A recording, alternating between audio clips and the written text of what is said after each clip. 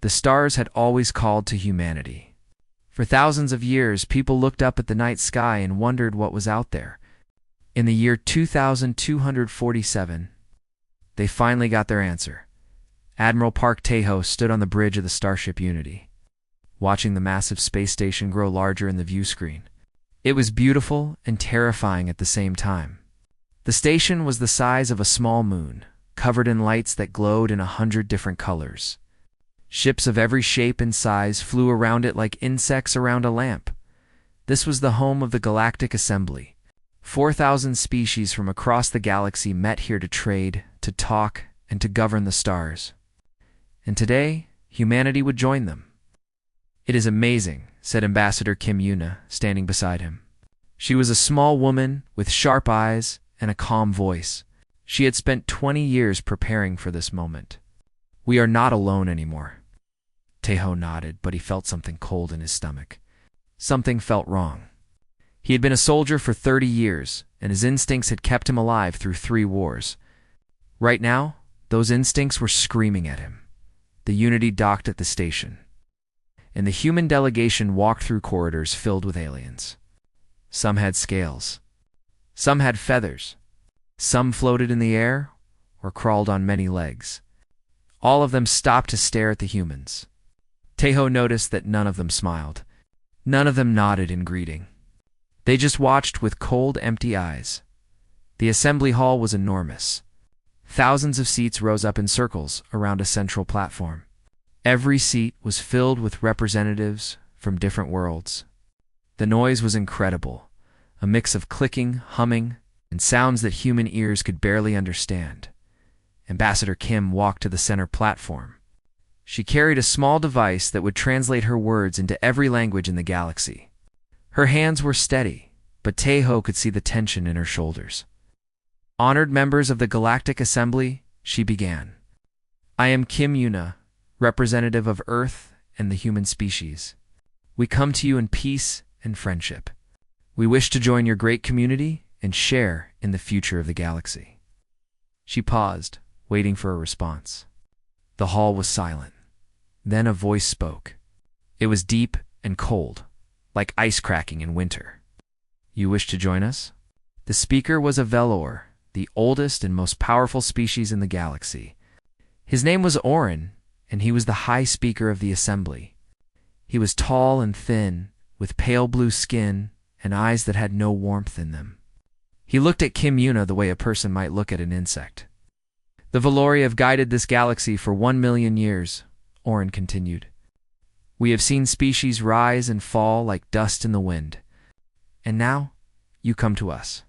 You, who crawled out of your mud barely a moment ago. You, who still fight wars among yourselves like animals.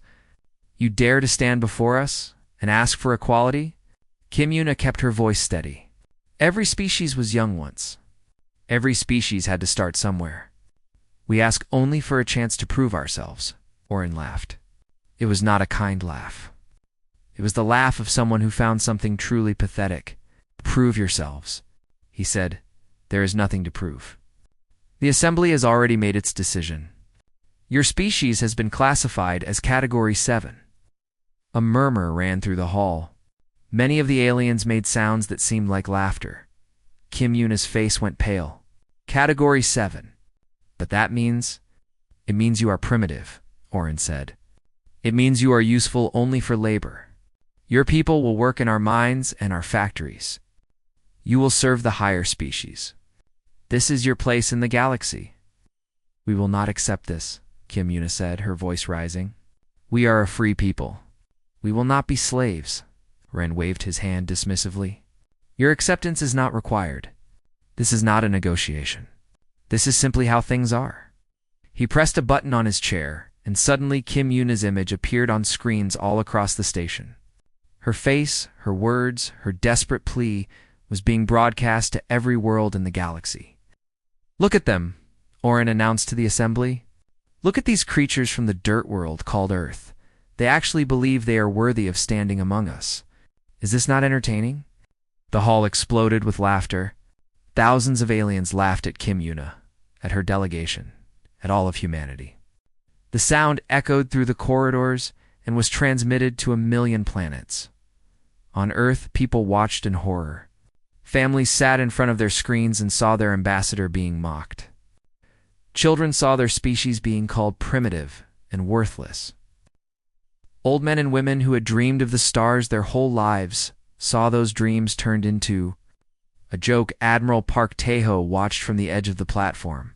His hands were clenched into fists so tight that his knuckles turned white. He looked at Kim Yuna's face and saw something break inside her. Not her courage. Her hope. His communication device buzzed. It was a message from Earth Command, from General BK Hoon-soo himself. The message was only for words. Bring them home. Now. Tae-ho walked to the platform and took Kim Yuna's arm. She looked at him with empty eyes. "It is over," she whispered. "Everything we worked for. It is all over." Tae-ho said nothing. He led her back to the ship, past the laughing aliens, past the cold stares and the cruel smiles. His crew followed in silence. No one spoke. There was nothing to say. As the Unity undocked from the station and began its journey home, Tae-ho stood alone on the bridge. He looked at the Galactic Assembly Station growing smaller in the view screen. He thought about Oren's laughter. He thought about the tears on Kim Yuna's face. He thought about the children on Earth who had just learned that the universe considered them worthless. He made a promise to himself in that moment. A promise that he would keep no matter how long it took, no matter what it cost. Humanity had come to the stars seeking friends. They had found only enemies. They had been insulted, humiliated, and dismissed as nothing. The galaxy would learn that this was a mistake. The journey home was quiet. But in that silence, something was growing. Something cold and patient and absolutely certain. Earth had sent diplomats to the stars. When humanity returned, it would not be with diplomats. It would be with fire. The world changed in a single night when the broadcast from the Galactic Assembly reached Earth. It was 3 a.m. in Seoul. General B. Hyun-soo was asleep in his small apartment when his phone rang. He answered it and listened for 30 seconds. Then he got dressed and drove to the command center without saying a word to his wife. By sunrise, the streets were filled with people. Not protesters. Not rioters. Just people standing together in silence, looking up at the sky. The same sky that now seemed darker and more threatening than ever before. Hyun-soo watched the broadcast 17 times. He watched Oren laugh. He watched Kim Yuna's face crumble. He watched the whole galaxy mock his species. And with each viewing, something inside him grew harder and colder. He was 63 years old. He had fought in 3 wars and ended all of them. People called him the greatest military mind of his generation. But he had always believed that peace was better than war. He had always believed that talking was better than fighting. He did not believe that anymore. Within 1 week, representatives from every nation on Earth gathered in Geneva. Countries that had been enemies for centuries sat at the same table. Old hatreds were forgotten. Old wars were forgiven. For the first time in human history, there was only one question that mattered. What do we do now? The answer came from Hyun-soo. We prepare, he said simply. We build, train. And when we are ready, we make them pay for every laugh. The United Earth Defense Council was formed that day. Hyun-soo was named Supreme Commander. His first order was to call Commander Choi Nari to his office. Nari was 40 years old, with short black hair and eyes that missed nothing. She had spent 15 years in military intelligence, studying enemies and finding their weaknesses. She was the best at what she did, and Hyun-soo needed the best. I have a job for you, he told her. I want you to study every species in the galaxy. I want to know how they think, how they fight, and how they die. I want to know their fears, their weaknesses, and their secrets. Can you do this? Nari nodded. How long do I have? However long it takes. But the sooner, the better. While Nari began her work, the rest of Earth transformed. Factories that had made cars now made weapons. Schools added military training to their lessons. Scientists who had studied medicine now studied destruction. Every resource, every mind, every hand was focused on a single goal. Dr. Lee Jia was one of those minds. She was 35 years old, a quantum physicist who had spent her career studying the nature of space itself. She had always been curious, always asking questions that others thought were impossible. Now, those questions had a purpose. The alien ships traveled faster than light using technology that humans did not understand. Gia locked herself in her laboratory and refused to leave until she understood it. She worked for 18 hours a day, filling notebooks with equations and covering walls with diagrams. Her assistants brought her food that she forgot to eat. Her family called, but she did not answer. 3 months later, she walked into Hyansu's office with dark circles under her eyes and a smile on her face. "I found it," she said. "I know how to fold space. It was not just faster than light travel. It was something better. The aliens move in straight lines through curved space." Gia had discovered how to skip the journey entirely, folding the universe like paper and stepping from one point to another in an instant. "How fast?" Hyansu asked. "Anywhere in the galaxy," Gia replied. "In seconds." The galaxy's greatest advantage had just become humanity's greatest weapon. At the same time, engineer Kang Woojin was solving a different problem. He was a large man with rough hands and a mind that saw solutions where others saw only problems. The alien ships were advanced, built with materials that Earth had never seen. Human weapons would barely scratch them. So, Woojin built something that could not be scratched. He called it the Hammer-class dreadnought. It was ugly and brutal, a massive block of metal and fire. It had no elegant curves or beautiful lines. It was built for one purpose only: to destroy anything in its path. The armor was 10 meters thick, made from a new alloy that Woojin invented himself. The weapons were simple but devastating: giant cannons that fired projectiles at a fraction of the speed of light. One shot could crack a planet's crust. "It is not pretty," Woojin admitted when he showed the design to Hyansu, "but it will win." 3 years passed. Earth became a world of steel and fire. Every citizen knew their role. Every child grew up with the broadcast playing in their memories. The sound of alien laughter burned into their minds. The Galactic Assembly, meanwhile, paid no attention to the small blue planet at the edge of the galaxy. They had classified humanity as Category 7 and moved on to other matters.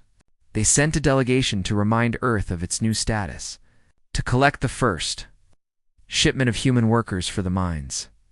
The delegation arrived in Earth's solar system and sent a message demanding compliance. They received no reply. The delegation moved closer, expecting to find a primitive world waiting to obey. Instead, they found a fleet. 200 human warships hung in the darkness of space, their hulls black and their weapons hot. At the center was the first Hammer-class dreadnought, a monster of metal that made the alien ships look like toys. "Admiral." Park Taeho's face appeared on the delegation's screens. "You are in human space," he said. His voice was calm and cold. "Leave now or die here." The delegation laughed. They did not understand what they were seeing. They thought it was a bluff, a desperate display by a primitive species. They were wrong. Taeho gave the order. The human fleet opened fire. The alien ships lasted less than a minute. Their shields failed. Their armor melted. Their crews died screaming in languages that no human understood. When it was over, Taeho looked at the wreckage floating in the void. He felt no joy, no satisfaction, only the cold certainty that this was just the beginning. He opened a channel to Earth Command. General BK Hyansu's face appeared on the screen. "It is done," Taeho reported. "No survivors." Hyansu nodded slowly. "Good. Now we begin." The stars that had once seemed so beautiful now looked different to humanity. They looked like targets. The galaxy had laughed at Earth. Earth was no longer laughing back. Earth was coming. The Valori had ruled the galaxy for 1 million years. In all that time, they had never known fear. They had never needed to. Every species they encountered either submitted or was destroyed. This was the natural order of things, as certain as gravity, as constant as the stars themselves. When news of the missing delegation reached the Galactic Assembly, High Speaker Orin dismissed it as an accident. Perhaps their ship had malfunctioned. Perhaps they had encountered a spatial anomaly. The idea that the primitive humans had destroyed them was simply too ridiculous to consider. They're Category 7, Orin reminded his advisors. They have no weapons capable of threatening us. They have no ships worth mentioning. They are nothing, his advisors agreed. They always agreed. To disagree with the High Speaker was to end one's career. Or worse. On the other side of the galaxy, Admiral Yoon Song stood on the bridge of his flagship, the Vengeance. He was 52 years old, with gray hair and a scar that ran from his left eye to his chin. He had earned that scar fighting pirates in the asteroid belt, and he had never bothered to have it removed. It reminded him of something important. Pain was temporary, but victory was forever around him. The first human expeditionary fleet hung in the darkness between stars. 50 warships, including 3 Hammer-class dreadnoughts, waited for his order. Every crew member knew their mission. Every soldier had memorized their role. They were about to attack Keth, a Valori border world. It was a wealthy planet covered in cities and factories. More importantly, it was a symbol. The Valori had built a monument there to celebrate their conquest of 100 lesser species. Today, that monument would fall. All ships report ready, his first officer announced. Daesung looked at the star map showing their destination. In a moment, they would fold space and appear directly above the planet. The Valori would have no warning. No time to prepare. No time to call for help. He thought about his daughter, who was 7 years old. He thought about the broadcast she had watched 3 years ago, the one where Orin had laughed at humanity. She had cried for hours afterward, asking her father why the aliens were so mean. He had not known what to tell her then. Now, he had an answer. All ships, he said into the fleet-wide channel, fold space. Now, the universe bent. The stars twisted. And in an instant, 50 human warships appeared in the sky above Keth. The Valori defenders did not understand what was happening. Their sensors screamed warnings, their communication channels filled with panicked voices. Ships that had been patrolling the far side of the system suddenly found themselves staring at an enemy fleet that had appeared from nowhere. Admiral Daesung did not give them time to recover. All ships opened fire. The Hammer-class dreadnoughts spoke first. Their main cannons sent projectiles screaming across space at speeds that the Valori could barely track. The first shot hit the largest defending ship and cut it in half. The second shot destroyed a space station that had stood for 10,000 years.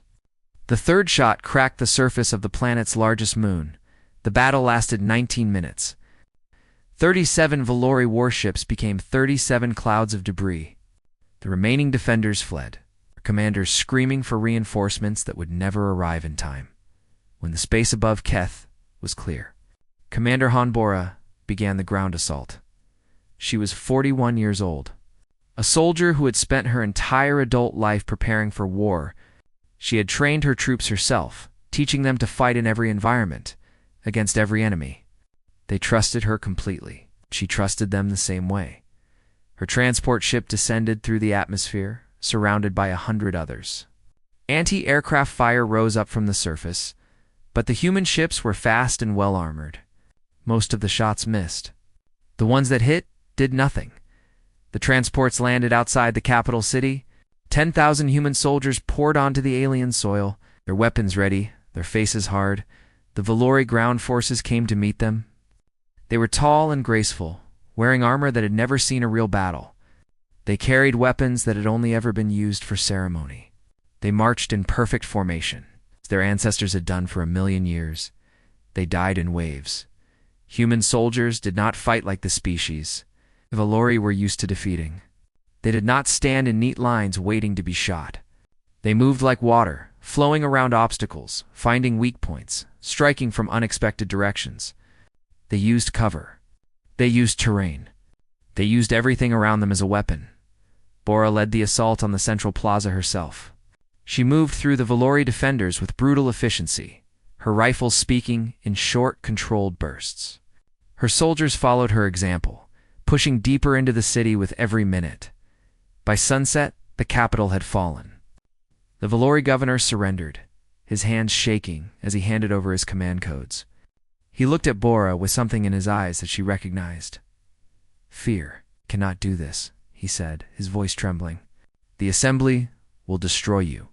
The High Speaker will send 1,000 fleets to burn your world."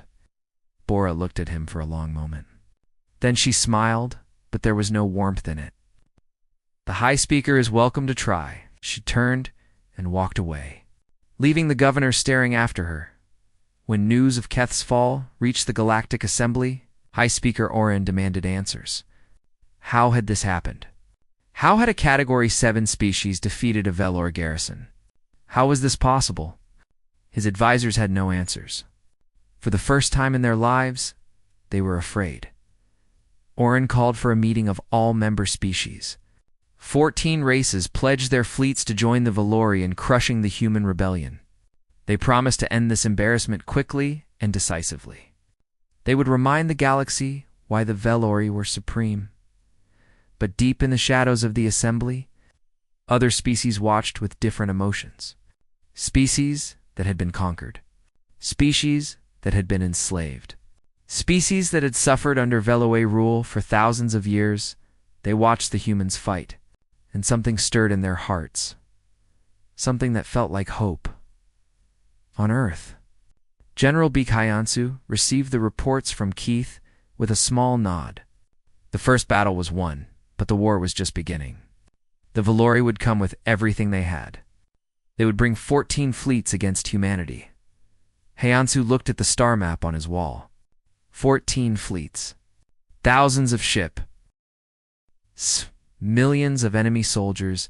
Commander Choinari stood beside him, holding a tablet filled with intelligence reports. "They think we are rebels," she said. "They think they can crush us and return to normal." Heiansu shook his head slowly. "They do not understand what we are. What are we?" The old general looked at the stars, at the millions of worlds, waiting to learn what humanity truly was. "We are the end of their world," he said. "We are the beginning of something new." The first battle was over. The war had only just begun. The galaxy burned. For 6 months, human fleets struck without warning and without mercy. They appeared above enemy worlds like ghosts, destroyed everything that resisted, and vanished before reinforcements could arrive. The 14 species that had pledged to crush humanity found themselves crushed instead. Captain Shingeet became the most feared name in the galaxy. He commanded a fleet of stealth ships, vessels so dark and quiet that enemy sensors could not detect them until it was too late. He would slip behind enemy lines, destroy supply stations and communication relays, and disappear before anyone knew. He was there. The aliens called him the Ghost of the Void. They told stories about him to frighten their children. They said he was not human at all, but some kind of demon that had crawled out of the darkness between stars. I had heard these stories and smiled. Let them be afraid. Fear was a weapon too. In 1 week, his fleet destroyed 3 major supply lines. Without supplies, the enemy advance slowed. Without communication, their coordination fell apart. Without hope, their soldiers began to surrender rather than fight. Lieutenant Omina earned her own legend during the assault on the enemy flagship, Eternal Glory. The ship was the pride of the Valori fleet, twice the size of any human vessel, and armed with weapons that could crack continents. Destroying it in open battle would have cost thousands of human lives. So Mina did not fight in open battle. She led a boarding team of 30 soldiers. They entered the ship through a maintenance hatch, while Gite's stealth fleet kept the enemy distracted. They moved through the corridors in silence, killing guards before they could raise alarms, disabling systems before the crew knew they were aboard. When Mina reached the bridge, the ship's captain was drinking tea and reviewing reports. He never saw her coming. By the time the rest of the crew realized what was happening, Mina's team controlled the ship. She broadcast a message to the Valori fleet. "The eternal glory now belongs to Earth. Thank you for the gift." The enemy commanders watched in horror as their greatest warship turned its weapons on them. 3 Valori cruisers were destroyed by their own flagship before the rest fled in panic. Mina flew the captured ship back to Earth, where it was renamed the People's Justice. It became the symbol of humanity's strength, proof that nothing was beyond their reach. But the greatest victory of the war came not from battles, but from words. General B. Hyunsu had studied the Galactic Assembly carefully. Commander Choi Nari had given him reports on every species, every alliance, every secret conflict. He knew something that the Valori had forgotten. Their empire was built on fear, not loyalty. For 1,000,000 years, the Valori had conquered and enslaved. They had taken the resources of 1,000 worlds. They had forced countless species to serve them, threatening destruction if they refused. But fear is a poor foundation for an empire. When something stronger than fear appears, the whole structure crumbles. Hyunsu sent secret messages to the enslaved species. He offered them something the Valori never had: freedom. Join humanity, he promised, and you will never be slaves again. Join us, and together we will build something better. The first species to defect was the Morai, a race of small, clever beings who had served the Valori as engineers for 8,000 years. They hated their masters with a cold, patient fury that had been building for generations.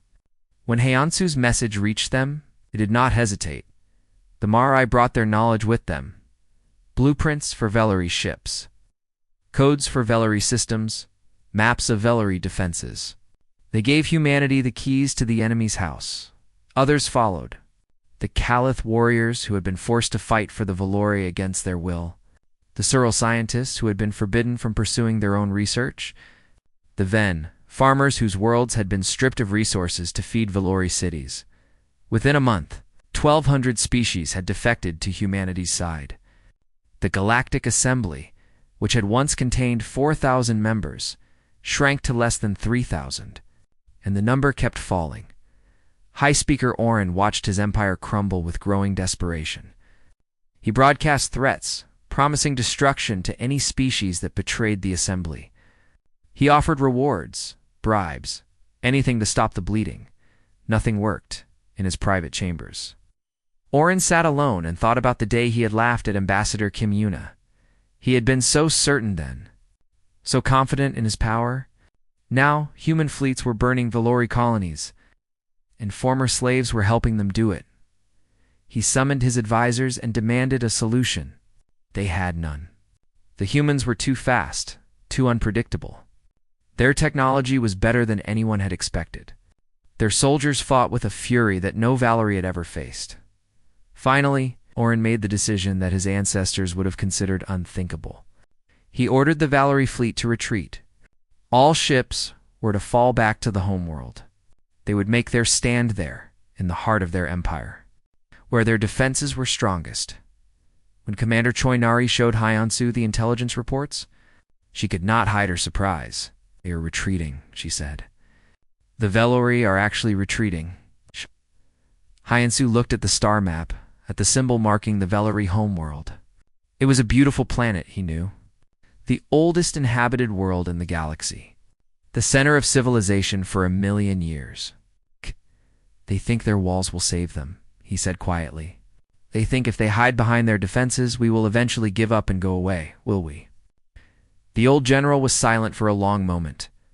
He thought about the broadcast that still played in his memory. He thought about Oren's laughter.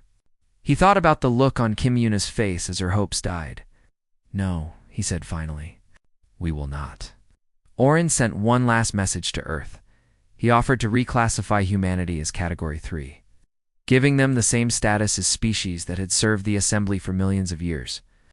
He offered trade agreements, technology sharing, a seat on the Assembly Council. Hyunsu read the message in silence. Then he looked up at Commander Nari. "Category 3, he said. "They still do not understand." Nari tilted her head. "Understand what?" "We did not come to be classified," Hyunsu replied. "We came to be free. And freedom means that no one ever gets to classify us again." He drafted a response to Oren. It was only one sentence. "Your offer is rejected. Prepare for what comes next." The human fleet gathered at the edge of Valori space. Every ship that could be spared, every soldier that could be deployed, They came from Earth and Mars and the moons of Jupiter. They came from 100 colonies spread across the solar system. Admiral Park Tae-ho took command of the combined fleet. He was the same man who had led the first diplomatic mission, who had watched Kim Yuna be humiliated, who had promised himself that humanity would have its revenge. Now, that promise would be fulfilled. He looked at the fleet around him, at the thousands of ships and millions of soldiers waiting for his order. He thought about everything humanity had suffered, everything they had built, everything they had become. All ships, he said, his voice steady, set course for the Valori homeworld. Stars stretched and twisted as the fleet folded. Space. The final battle was about to begin. The Valori homeworld was called Villar Prime. It was the oldest inhabited planet in the galaxy, a world of white towers and golden gardens that had stood for 1,000,000 years. Poets from 1,000 species had written songs about its beauty. Artists had spent their lives trying to capture its perfection. Now, sky above Villar Prime turned black with human ships. Admiral Park Tae-ho looked at the planet through the view screen of his flagship. It was beautiful, he admitted to himself. The most beautiful world he had ever seen. For a moment, he felt something that might have been sadness. Then he remembered Oren's laughter, and the sadness disappeared. All ships take positions, he ordered. Prepare for planetary bombardment. The Valori defense fleet came to meet them. It was the largest force they had ever assembled. Thousands of ships that had been gathering for months. They formed a wall of metal and fire between the human fleet and their homeworld. Determined to protect it at any cost, High Speaker Oren himself broadcast a message to the human fleet. "This is your last chance," he said. His voice was still cold, but there was something beneath it now. Something that sounded like fear. "Withdraw now, and we will grant you Category 1 status. You will be equals. You will have everything you asked for." Tae-ho looked at the screen for a long moment. 3 years ago, this offer would have meant everything. 3 years ago, Kim Yuna would have cried with joy to hear it. But 3 years ago was a lifetime. And humanity was no longer the species that had come seeking friendship. "We did not come to be classified," Tae-ho replied. His voice was calm and final. "We came to be remembered." He closed the channel and turned to his weapons officer. "Open fire." The battle for Villar Prime was the largest in galactic history. 10,000 ships filled the sky, their weapons painting the darkness with light. Human dreadnoughts pushed through enemy lines, their massive cannons tearing holes in the Valoria formation. Smaller ships darted between the giants, striking at weak points. Exploiting every opening, the Valori fought with desperate courage. For the first time in 1,000,000 years, they were fighting for their very existence, and they knew it. Their ships did not retreat. Their soldiers did not surrender. They threw everything they had at the human fleet, trying to break through, trying to stop what was coming. It was not enough. Commander Choi Nari had spent 3 years studying Valori weaknesses. She had found every flaw in their tactics, every gap in their technology, every blind spot in their thinking. The human fleet exploited all of them. Captain Shin Jiaite's stealth ships peered behind the Valori lines and destroyed their command vessels. Without commanders, the enemy fleet lost coordination. Ships that should have been supporting each other found themselves fighting alone. Lieutenant Omina led boarding teams onto enemy dreadnoughts, capturing them from within and turning their weapons against their former masters. The Valori had never faced enemies who would fight inside their own ships, and they had no defense against it. Admiral Yune soon commanded the main assault, driving his fleet like a spear into the heart of the enemy formation. His ships took damage, and many were destroyed, but they never stopped advancing. They never gave the Valori a moment to recover. After 12 hours, the Valori defense fleet was broken. Scattered survivors fled in all directions, their commanders dead, their formations shattered. The path to Villar Prime was open. High Speaker Oren attempted one final negotiation. He appeared on every screen in the human fleet, his blue skin pale, his voice trembling. "Please," he said, "we surrender. We accept any terms. Take anything you want. Just spare our world. Spare our people." Admiral Tejo looked at the image of the alien who had laughed at Ambassador Kim Yuna, the alien who had called humanity primitive, the alien who had tried to enslave an entire species because he thought they were beneath him. Ambassador Kim, Tejo said quietly. Please come to the bridge. Kim Yuna had returned to space when the war began. She had insisted on being there, on seeing this moment with her own eyes. Now she stood beside Tejo, looking at the face of the creature who had destroyed her hope 3 years ago. What would you like to say to him? Tejo asked. Yuna was silent for a long moment. She looked at Orin, at his fear, at his desperation. She remembered how it felt to be laughed at, how it felt to have her dreams turned into a joke for the galaxy's entertainment. Then she turned away. Nothing, she said. There is nothing to say. Tejo nodded. He closed the channel, cutting off Orin's pleas mid-sentence. All ships, he ordered. Begin bombardment. The destruction of Vilar Prime took 3 days. Human ships rained fire on the planet's surface, shattering its white towers and burning its golden gardens. The cities that had stood for 1,000,000 years crumbled to dust. The monuments that had celebrated Valori conquest became ruins. When it was over, the planet was silent. The oldest civilization in the galaxy existed only in history books. General Ki Hyansu traveled to the Galactic Assembly Station to address the survivors. The station that had once been filled with 4,000 species now held less than 3,000, and most of them were former slaves who had joined humanity's side.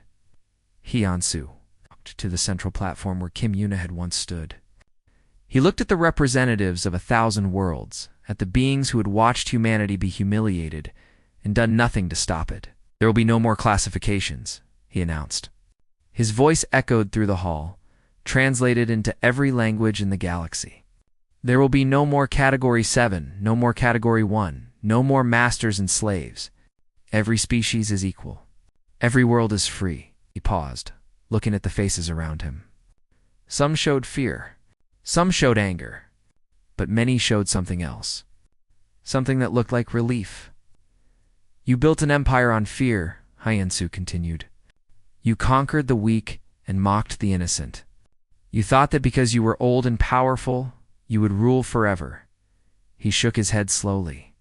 You were wrong. Commander Choinari stepped forward, holding a document. It was the new charter for the galaxy, written by humans but shaped by the input of all the species that had joined them.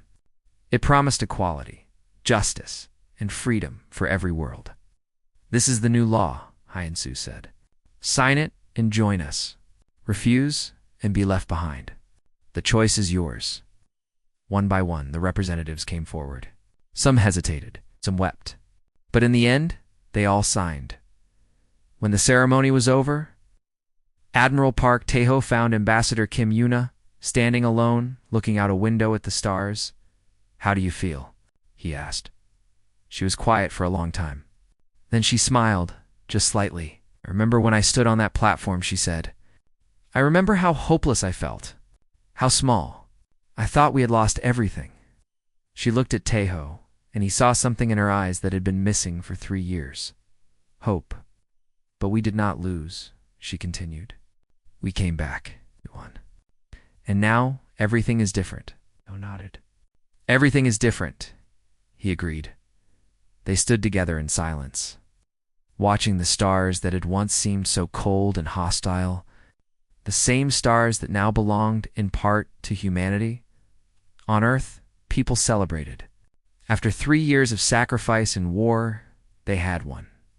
Their children would never be called Category 7. Their grandchildren would never be slaves. The future was theirs, but General B.K. Hansu did not celebrate. He stood in his office, looking at a photograph of the Valori homeworld before its destruction. He thought about the millions of lives that had been lost on both sides. He thought about the price of victory. Commander Choinari found him there. Are you all right? She asked. Hyansu was silent for a moment. Then he turned to face her. We did what we had to do, he said. But I hope we never have to do it again. He looked out the window at the Earth's sky, at the stars that shone so brightly above his world. Humanity did not come to the stars to destroy, he said quietly. We came to build, to explore, to become something greater than we were. He thought about the new galaxy they were creating. A galaxy of equals. A galaxy without masters or slaves. A galaxy that humanity would help shape for generations to come.